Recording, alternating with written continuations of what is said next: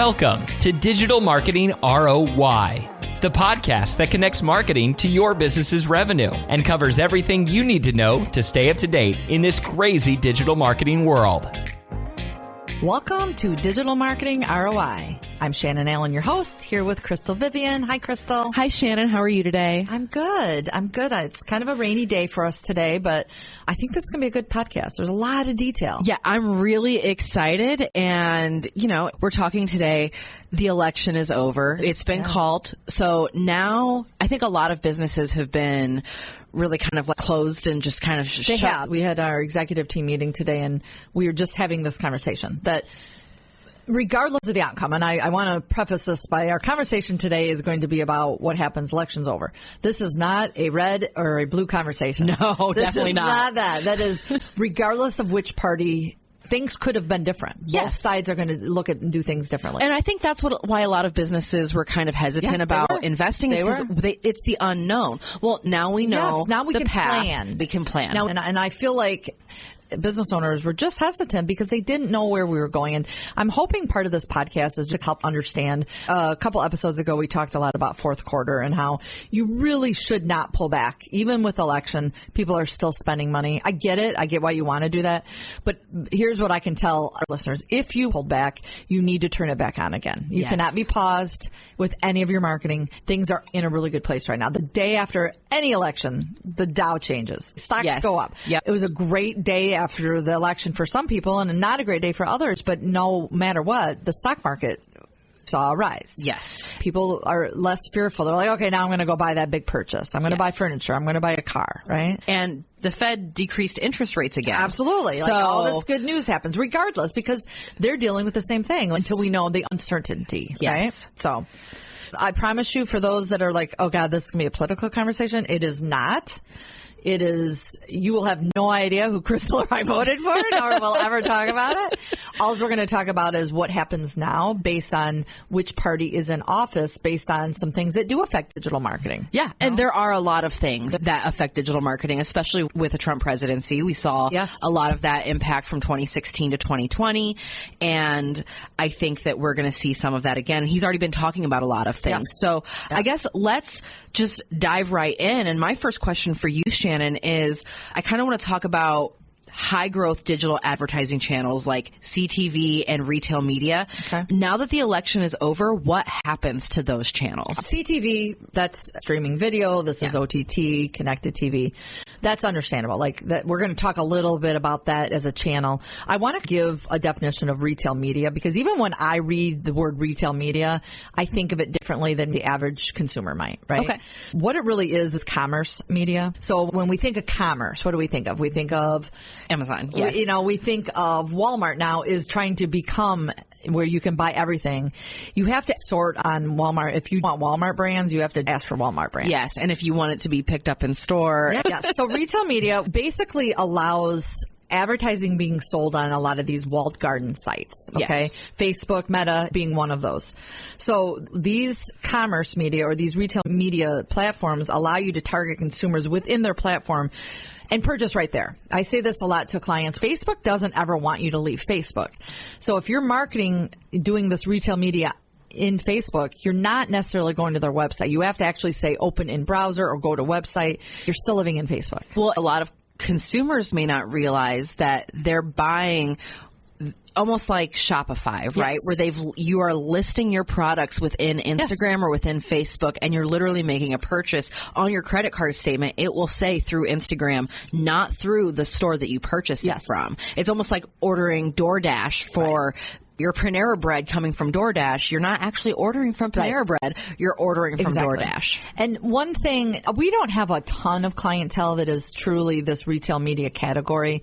It really has to be, you have to be selling retail. So I have a friend, her daughter and my daughter play volleyball together. They're on a league now.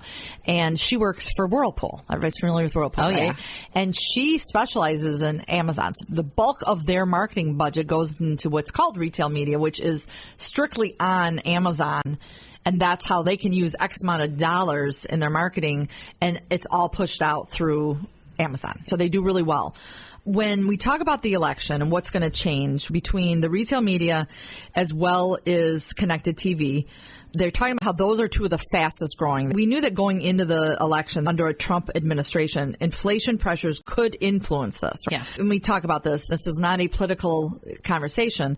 Whether you think the Harris administration helped hurt our inflation or you think that President Trump will help with it, what the economic experts are saying, now that Trump has won, what are the effects? So we're going to talk about inflation and tariffs. When specifically talking about goods that might be purchased overseas, that's going to be impacted with tariffs that President Trump has said that he is going to change. So we will see inflation on some of them. We have to prepare for that. So Trump right now has proposed imposing tariff as high as 60% on foreign goods. Some of those policies alone are economic experts are saying that could really inflate the pricing. Because yes. Anytime that you put a tax on a business, that price it's got to go somewhere. Is going to be paid by the consumer. The business is not going to eat that. They're going to be like, okay, you raised it. I'm going to make you pay for it now. Yeah, I still have to get my revenue. I read something that back when President Trump was in, one of the biggest things that people didn't realize it affected was shoes. Mm-hmm. My shoes price went up, and that might be why I'm paying $150 for my daughter's shoes. So. Interesting. No, that's actually a U.S. Those issue. name brand issues. Yeah. So keep in mind, an inflation spike could make retail media a more valuable channel. Okay. So follow me here. Some advertisers that are late to the retail media game, there's this barrier they're trying to figure out, right? This is where consumers are. So I need to follow the consumer journey.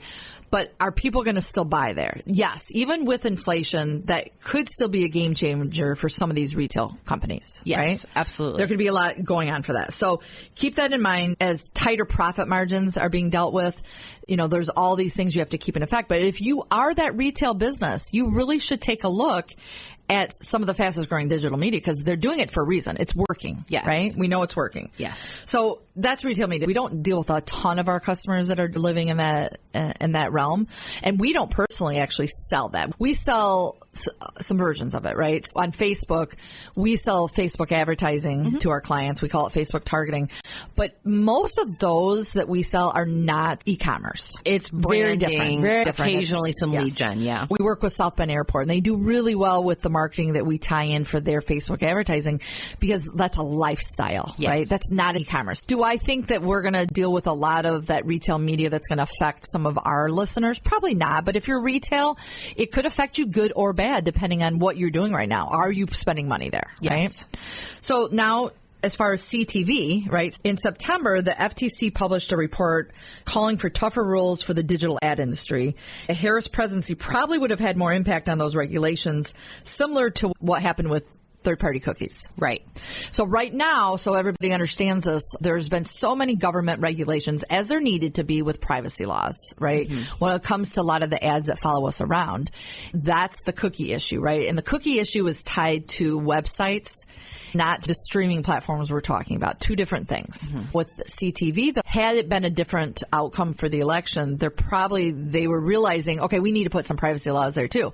Like, how does Netflix know that I'm watching this one and this one, and I'm probably going to like this one? And that now I need these products. And I just started researching this, and now this is coming up. We want to make sure, and we talk about this a lot with targeting, that you want to be targeting the audience that wants your product, but you don't want it to seem so invasive that it's too personal, too spot on. And I'll still say this, as sophisticated as CTV targeting has become, and where it was even 2 years ago, it's still not as targeted as what we deal with display. There hasn't been a government regulation, and that probably isn't going to change much because, like, President Trump is not coming out and saying that he's going to put a regulation on that. Who knows what happens? But right now, it's not an issue for him. I don't think we're going to be weighted down specifically in 2025 with stricter regulations. So I do think if you aren't doing CTV, this is a great time to do it. So I know that's complicated as we talk about how that's impacting. Those are the two areas, but I'm excited about the CTV because we're just starting to dive into more strategy. I'm working with a client that was using a local broadcast. They were like, we didn't get the results. We were targeting all these footballs channels, and because they were targeting channels and not the audience. Channels and not the audience. They're trying to say, I'm a Detroit Lions fan, but lots of women watch the Detroit Lions. Yes, we do, but I watch a lot of other things too. And don't you want to reach them? Why are you making that guess? I don't need a guess with what I sell, CTV targeting. It's not about the content. It's about the audience. Absolutely. And that's a lot more effective targeting. This is a good segue because you were talking a little bit about some privacy regulations that would have happened with the Harris administration. But now we know that it is President Trump who will be taking office in January. And regulation is a big thing. That was a big part of his platforms. Prior to President Trump winning with the old administration, there were a lot of talks about breaking up Google and that brands would be facing stricter content guidelines. TikTok, there was a ban signed into law that was supposed to take effect next year if TikTok does not break off or become owned by an American corporation. What does this look like now? That's a great question. And we don't necessarily deal as much in TikTok on our social management. However, it is a big conversation because it's going to affect other things. President Trump typically has a big pro-business agenda, right? He and other Republicans were very outspoken critics of Google and social media platforms at one time. Yes. The DOJ brought its search monopoly complaint against Google under the first Trump administration. And recently, J.D. Vance has said that company should be broken up. He said it back in July. We do know that Trump favors fewer content restrictions. So that's an advantage to TikTok specifically. Which will protect platforms for being held responsible for their user speech. Some of these content policies on social media, potentially, we're not going to have as strict controls as what predictions are. He has actually shifted that TikTok ban support he had in 2020 to opposing it now. So to TikTok, this is really good news. Yeah, they're thrilled. celebrating. They're like, So recently he promised to save the app if reelected. But we know that President Trump is also facing Republicans that still want that to happen. Yes. Well, that initiative was very favored by the Republicans. Especially Project 2025. President Trump is saying that's not going to happen, but it was outlined in there. If you go back and read it, it talked about the bans on social media and having more control over that. So I believe that we're going to see President Trump, but he got too many other things to worry about. I don't think this is going to be a big topic of conversation, but he'll have to do something because they gave him a year to sell President Biden's order. Yeah, I think that there will be something to it. And honestly, part of me wonders how Elon Musk is going to be taking part in this conversation. It's a huge part of it. Of the Department of Government Efficiency, which is not really a department. It's not really part of the government. But it's an outside agency. And what we've seen Elon Musk do with Twitter, now X, and basically completely deregulating that and opening that up. Sure, that's a company that he owns, but I could see there being a lot fewer restrictions when it comes to social media platforms and not banning TikTok specifically because they're going to bring it back to freedom of speech and increasing government efficiency. I think that we will see a lot fewer regulations on social media. I agree with that. And I do believe that Musk is going to be a tie in there. Yes. Right. I found this really interesting graph on eMarketer. It says U.S. adults trust Google considerably, but trust in TikTok and the U.S. government is equally low. It says, how much do you trust the following tech or media companies? With Google, 65% trust, 25% are neutral, and 10% distrust. Okay. When it comes to TikTok, 29% trust, 19% are neutral, and 52% do not trust. I think that's everybody who's using TikTok. What is this on my phone? It is. Yeah. And then the U.S. government, 28% trust, 30% don't seem to care, and 43% distrust. That sounds about right. I just thought that was interesting. Before we moved on, as we're talking about tech and trust, long story short, answer to your number two is I think we're going to see some changes when it comes to TikTok, but I think they get a little bit of a sigh of relief, and we'll see what happens. Yeah. We'll see what happens. Well, what about traditional media? Do you think that this election is affecting traditional media, traditional advertising avenues, or no? Well, so when it comes to actual advertising, I'm going to talk about that in a minute. But let's think about, there was a meme going around on Facebook, regardless of your political party, like, I cannot wait for the day after the election for my commercials to stop. And the text messages. The texts were so bad this year, more than ever before. even if you told them to stop, it didn't matter. They don't have to follow the same guidelines that businesses have to follow for texting. That's a whole other topic. Yes, it is. But what I did find interesting this election, and I'm 54. I've seen a lot of elections. I've lived in advertising for a lot of those years. Political didn't always affect me because I didn't necessarily do as much with newspaper. Even with digital, we're not going after that. Our radio side gets a little bit if our state and our local city want to place it. But what I found was really interesting that Trump specifically bypassed a lot of traditional media advertising. He was granting lengthy interviews to comedians such as Theo Von, as well as doing Joe Rogan's podcast. I think that was a big turning point. You also saw Harris went on podcasts such as Alex Cooper's Call Her Daddy and All the Smoke, which was the former NBA players Matt Barnes and Steven Jackson. We are seeing shifts in how the message is getting across. We're looking at things differently. They're doing what we recommend to our audience. They really are. To our clients, which is to follow the audience. Yeah. And I do want to point out that I think a lot of those different channels were reaching out to both parties, but who they ultimately went to so I come from newspaper journalism background. And same with me. I'm not in journalism, but you were in the advertising side. And from the newsroom aspect, we always had to give equal time and equal space to each candidate, no matter what election. Look at the Saturday Night Live skit that got brought up because they were trying to tie that into traditional 60 Minutes. They offered both candidates. Yes. And so the podcast is different because I think that they were trying to do that. They went where their audience, where their voters, they believed their voters were going to. They knew. I mean, let's look at this. Joe Rogan's podcast alone amassed 47 million views on YouTube. And that's just YouTube. That's YouTube. It's on every other podcast platform. I mean, that's just them wanting because they want to see him live. That was just YouTube. 47 million, right? Yeah. I mean, this is a big thing. So Call Her Daddy was really reaching that female vote, right? Yep. That's who Harris was going after. I need to reach the female vote. My point is that in the election, some forms of advertising really changed. Think about traditional TV versus CTV. I'm not watching traditional TV anymore, but I was watching, I could be on CNN, right? And CNN is probably different. Some might think it's leans one way more than the other, but it's not Fox News and it's not MSNBC. Right. But there was a ton of both parties. It'd be one party then the next, one party and the next, one party and the next. And if you did flip over to Fox or if you did flip over to MSNBC, you saw the exact same thing. Even though that wasn't their audience, they were going to try to change somebody's mind. That was audience targeting at its best. This election cycle, political CTV ad impressions have increased 489% month over month, according to MadHive, one of our vendors. Wow. 489%. Compared to what we've seen in the past. eMarketer projected that about 13% of political ad budgets were earmarked for CTV in 2024. Back in 2020, it was 2.7% for streaming. That's a huge jump. It is a really huge jump. I mean, dollar-wise. If you think about it, it quadrupled. It did quadruple, even though the percentage still seems low at under overall 14%. Yeah, but that's a huge shift. Your CTV is growing because we can target better than traditional ever could. As consumers, we know we're going to get ads. We'd rather have those ads make sense to us. I don't think there's anything more like traditional media. As I look at it, do I think in 2024 or 2025 that there's going to be much change with billboards? No. I mean, I was predicting that 70 to 75% of somebody's budget was probably going into digital.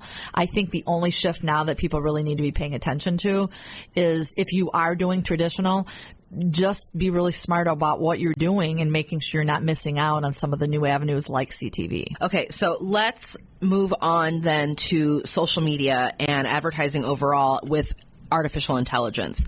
What specifically would you say does a second term with President Trump mean for social media platforms and advertising, specifically with AI? I'm going to start with AI. How will AI be affected with President Trump in office? Trump has promised that he will rescind Biden's executive order on AI that was signed in October of 2023. Mm-hmm. As he states, the executive order that Biden signed hinders AI innovation. That's Trump's belief. So as Biden's administration had set that order to help with safety and privacy standards for AI, really to promote its ethical use. We could talk about this for days, and we're going to do another podcast about this. But the whole point of that executive order is that it warned that the irresponsible use of AI could really exacerbate fraud, discrimination, bias, disinformation. Like, yes. I mean, I have our head of our creative team working on our Christmas card, and I wanted to do it all in AI. I showed it to our CFO today, the image of me and how you put the picture, and he's like, nope, I don't like it. It's creepy. I just thought it would be kind of fun to do, right? Yeah. So, all right. So that's why the executive order was put into place. Biden believed that it was going to pose risks to national security. Trump most likely will rescind that. Trump and his team have argued that rolling back these regulations will actually spark innovation rooted in free speech and progress, emphasizing AI's economic potential over the social risks. His administration believes they're going to have a more hands-off approach, which could really boost investment in AI startups and technology. This is also why there's a specific tech crew out there that backed President Trump that you might have not thought would have, because they are startup companies in this realm. A lot of people are like, that doesn't make sense to me. They seem very liberal. But it's the AI startup stuff. It comes down to their business innovation. So that's AI, and we're going to talk more about it in another podcast, but I want to talk about some social changes. We already kind of touched on TikTok, and President Trump has a very mixed relationship with Mr. Zuckerberg. Just because they've gone back and forth. They've gone through back and forth. Yeah. I do believe he congratulated him. I thought I saw something like that out there. Well, he also said when the Trump assassination attempt happened and that iconic photo of President Trump, Mark Zuckerberg came out and said that was the most badass American thing that he'd ever seen. And that was the first time that he'd ever publicly showed any kind of positive statement towards Trump, which is interesting because Zuckerberg very much wants to moderate content on his platforms. He very much wants to control that. And he needs to. Like, he's held to that standard. But Trump does not like that. Trump's followers do not like that because there has been a lot of frustration with shadow banning or deprioritizing conservative content within Meta platforms. I think there's some truth to that and some misunderstandings to that. I think it's a very complicated issue, but I think that it's going to be interesting to see how Meta is such a huge company, and Trump is so big on deregulation. We talked about that earlier with TikTok, but I think that's going to impact Meta too and allow Meta to do a lot more of the things that it wants to do. You know, the big thing in 2016 to 2020 with the Trump presidency was censorship on these platforms. And we could revisit that conversation. I think the biggest question is, are we going to revisit that? But I think ultimately Zuckerberg is going to do what Zuckerberg wants to do, and having fewer regulations will allow him to do that. I think about on the campaign trail, Trump repeatedly warned Zuckerberg not to interfere with the 2024 election. Well, we were banned from running new ads that had anything to do with social issues, political, anything. He had a whole ban in the month of October going into the beginning of November. Because he didn't want any repeat of issues from 2016, 2020. Yeah. I don't think I even realized this. I found out when I was doing my research that President Trump actually threatened to jail him if he did interfere in any way. Like, look, Facebook during the election was really rough. We told some of our advertisers, if Zuckerberg is not letting you run anything political, it is a good time to run your ads because the political ads aren't on there. Because it's the one platform where you can avoid the political. I really did not see any political ads. Not it was the first election cycle that I did not see. And even locally, part of that is because of the amount of identification verification we have to go through to run even regular ads. I can't tell you how many times I've submitted my driver's license to Meta to run ads for restoration companies. They had to put it in place because they didn't have anything back in 2016. No, they had nothing, and so it was very different. It made our life much more difficult. Yes, it's regulated. What needed a positive impact for the consumers, and so it was really nice to see not even any local ads for local candidates. We don't do a ton of Facebook targeting. We're really doing more YouTube this year too, more walled garden stuff because it's just one more layer. I agree with you. It was a great time. You were getting really good reactions on Facebook if you were not talking about the election in your ads, and you couldn't. And I just finished up October reporting for social media management, and it was a great month. I think that the lack of political ads on Facebook, I don't even know if the consumer difference. Realized it. I don't think so consciously. Because they were still reading comments from their neighbor and fighting with their neighbor. And people were talking about it. It wasn't an ad. It wasn't a video. No.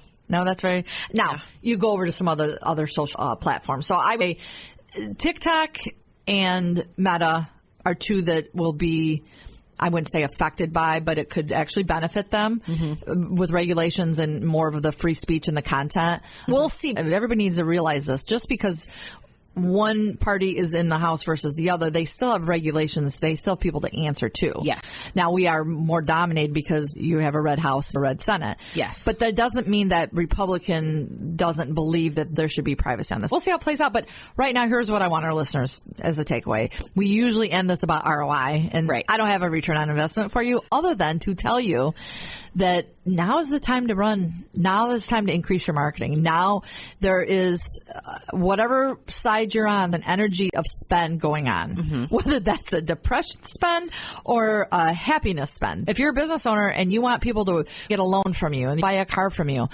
hang on to your hats, because I think we're going to have a good first quarter, and I'm okay with that. I think no matter what, we're going to see that. In the end, it's a long-term investment into your audience and into your company. Yes. Well, I think that kind of wraps it up. We talked about what we needed to, and I think that's good, don't you? Yeah, I think that was great. All right. Well, thanks for listening. Thanks, Crystal. And tune in next time to Digital Marketing ROI. You've been listening to Digital Marketing ROI from Federated Digital Solutions. Do you have an idea for a future episode or a burning digital marketing question? Text ROI to 45364 to get a link where you can share your idea.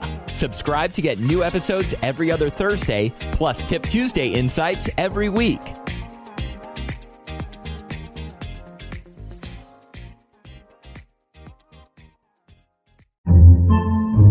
Podcasts by Federated Media.